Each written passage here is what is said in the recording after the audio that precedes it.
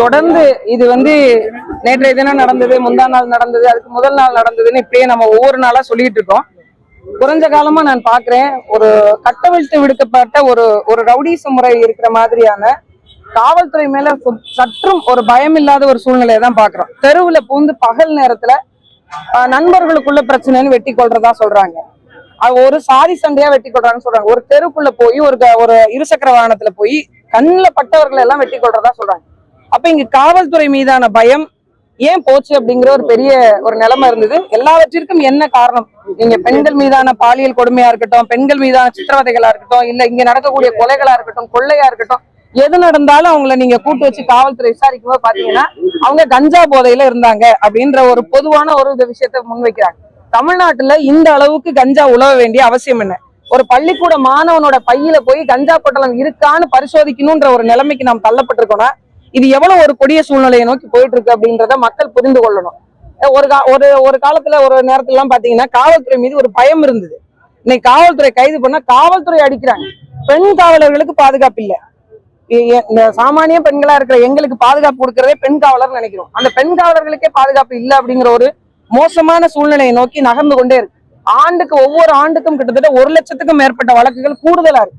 கடந்த ஆண்டுக்கும் இந்த ஆண்டுக்குமே 70,000த்துக்கும் மேற்பட்ட வழக்குகள் கூடுதலாக பதிவு செய்யப்பட்டிருக்கு. இது பதிவு செய்யறதுனே இவ்வளவு இருக்கு அப்படின்னா கிராமத்துல பஞ்சாயத்துல பைசல் பண்றது, வெக்கத்துக்கு மானத்துக்கு பயந்துகிட்டு வெளியில சொல்லாம இருக்கிறதுன்னு பல்வேறு நடவடிக்கைகள் போய்கொண்டே இருக்கு. இது அரசு இரும்பு கரம் கொண்டு அடக்கி இருக்கணும். இந்த சட்டத்தை கடுமையானதாக மாத்தி இருக்கணும். இதுல பெண் மீது கை வைத்தாலோ அல்லது இந்த மாதிரி சமூக சீர்கேடுகள் நடந்தாலோ இந்த கஞ்சா பரவல், போதை பரவலை தடுப்பதற்காக இளைஞர்களுக்கு இந்த போதை வெறி எங்கிருந்து வருது அப்படிங்கிற கேள்வி நமக்கு எழும்புது. எங்க நீங்க தொட்டாலும் சரி. ஏன் நாகப்பட்டினத்துல நீங்க யோசிச்சு பாருங்க, ஒரு 4-5 ஆண்டுகளுக்கு முன்பு இந்த சூழ்நிலை இருந்துச்சா? எங்கேயாவது ஒரு மூலையில ஏதாவது ஒரு சம்பவம் நடந்ததா கேள்விப்பட்டிருக்கோம். ஆனா இன்னைக்கு ஒரு குறிப்பிட்ட இடங்களே சொல்றாங்க இங்க போனா கிடைக்கும் அப்படின்னு. ஒரு கல்லூரி மாணவன் ஒரு பையன் சொல்றான் அப்படின்னா இப்ப எந்த அளவுக்கு மலிந்து கிடக்குது அப்படிங்கிறத நம்ம பார்க்கணும். அது வன்மையான கண்டனத்துக்குரியது. இது ஆண்ட நிர்வாகம் இது கண்டிப்பாக ஒரு போர்க்கால அடிப்படையில மிகச்சிறந்த கவனத்துக்கு எடுத்து தன்னுடைய தனிப்பட்ட பார்வையில் எடுத்து முதலமைச்சர் அவர்கள் செய்திருக்கணும். அதை செய்ய தவறியதுனாலதான் இது போன்ற கொலைகள், பெண்களுக்கு எதிரான குற்றங்கள் நடந்து கொண்டே இருக்கு. தேர்தல் நேரத்துல அதிமுக இறங்கிருக்கீங்க, நீங்க போட்டியிட வாய்ப்பு இருக்கா? நாகப்பட்டினத்துல போட்டியிடுவீங்களா?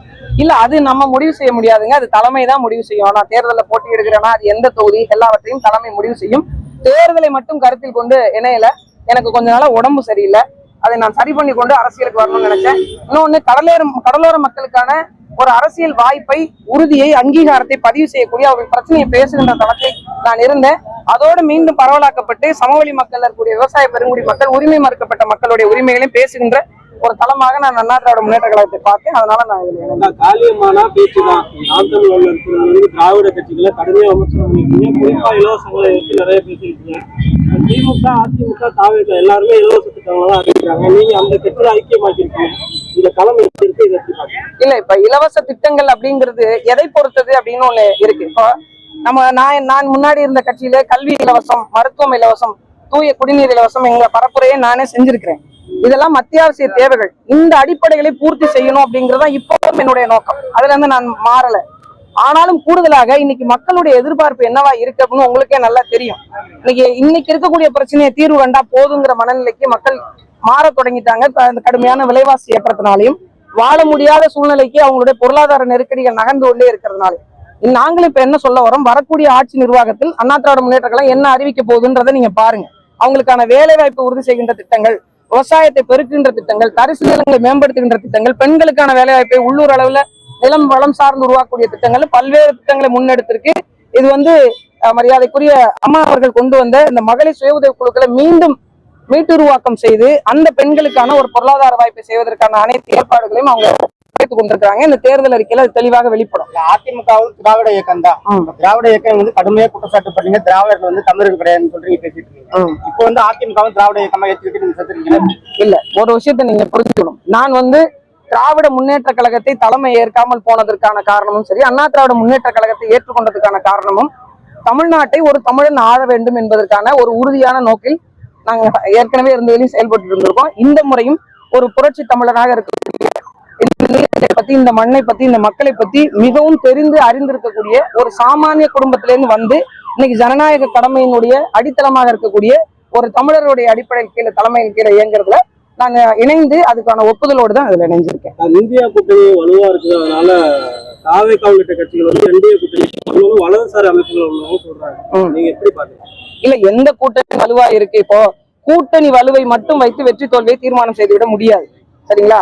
நீங்க ஒரு பிரதான கட்சிகள், நாட்டை ஆண்ட கட்சிகளும் கூட்டணியில இருப்பாங்க. எதுவுமே இல்லாம ஒரு சீட்டு 2 சீட்டு வாங்கக்கூடிய சின்ன சின்ன கட்சிகளும் இருப்பாங்க. இந்த கூட்டணி பலம் மட்டுமே போதும் வெற்றி தோல்விக்கு அப்படின்னா அப்புறம் மக்கள் நலன் சார்ந்து நீங்க எதையுமே அறிவிக்க தேவையில்லையே. ஏன் திட்டங்கள்லாம் அறிவிச்சு கொண்டு வராங்க? மக்களை வந்து இது போனா சரியா இருக்கும், மக்கள் என் பார்வைக்கு திரும்பணும்னு நினைக்க வேண்டிய அவசியம் என்ன? மக்கள் தீர்மானிக்கணும், மக்கள் முடிவெடுக்கணும். கடந்த 5 ஆண்டு காலத்தில் நான் என்னென்ன தவறுகள் இந்த ஆட்சி நிர்வாகம் செஞ்சிருக்கு, என்ன சொன்னாங்க, என்ன செய்யல. இப்போ ஒண்ணும் இல்ல. திராவிட முன்னேற்ற கழகம் சென்ற ஆட்சி இதுல வந்து வரைவறிக்கையில பழங்குடியின மக்கள் பட்டியலை சேர்ப்போன்னு மீனவ மக்களை சொல்லியிருந்தாங்க. அதற்கான 1% நடவடிக்கை கூட எடுக்கல. நானே இங்க இருந்த அதற்கான ஆய்வு குறிப்புகளை பரதவர் அப்படிங்கிற ஒரு ஆய்வு கட்டுரைகளை கொண்டு போய் தமிழக அரசுகிட்டே போய் கொடுத்துட்டும் வந்தோம். அவங்க சாட்சி கேட்டாங்க, அந்த சாட்சியும் கொடுத்துட்டு வந்தோம்.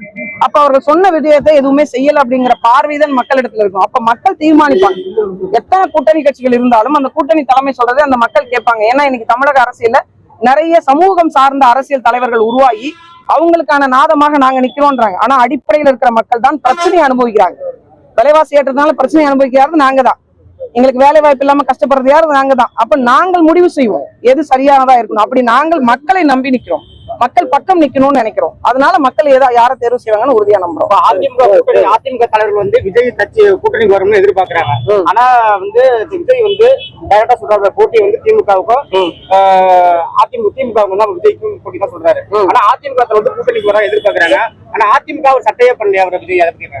ஒண்ணு என்ன இங்க சொல்ல முடியுது அப்படின்னா, இதுவரைக்கும் இருந்த தேர்தல் அரசியல் களம் வந்து இப்போதைக்கு இல்ல. உங்களுக்கு நல்லா தெரியும், இந்த மாதிரியான ஒரு சூழலை இதுவரைக்கும் தமிழக அரசியல்ல எதிர்கொண்டது இல்ல. இந்த சூழலை வரக்கூடிய காலகட்டத்துல யார் யாரோட வேணுமாலும் சேரலாம். இத்தனை வருஷம் கூட்டணியில் இருந்த காங்கிரஸ் கட்சி என்ன பண்ணுச்சு கொஞ்ச நாளைக்கு முன்னாடி?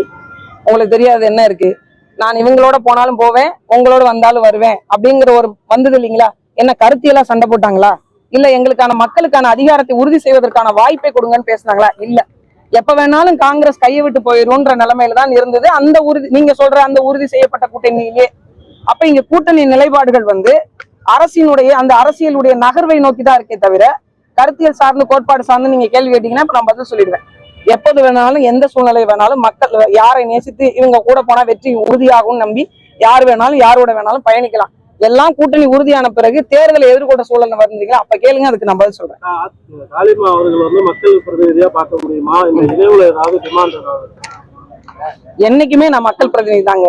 நான் வந்து வெற்றி பெற்று சட்டமன்றத்துக்கு போனாலும் போகலனாலும் நிறைய பேர் நினைச்சிட்டு இருக்கிறாங்க நான் வந்து ஒரு 2019 ஒரு கட்சியில போய் போட்டியிட்டதுனால அரசியலுக்கு வந்தேன் அப்படின்னு.